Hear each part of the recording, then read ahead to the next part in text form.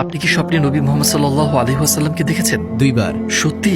আলহামদুলিল্লাহ। এবং আমার স্বপ্নে আমি বাড়ির উপর হাঁটছিলাম একটা বাতাসের বয়ে চলা পথে, যেখানে আমার উপর শুধু পাথর ছিল। আমি আমার হাঁটুর নিচে তাকালাম এবং একটা পদচিহ্ন দেখলাম। কত আশ্চর্যজনক যে পাথরের মধ্যে একটা পদচিহ্ন আছে। এবং আমি স্বপ্নের মধ্যে জোরে জোরে বললাম, এটা এখানে কেন? কার পদচিহ্ন এটি? এবং আমি পেছন থেকে একটা কণ্ঠ শুনলাম, এটা তোমার পিতা ইব্রাহিমের পদচিহ্ন।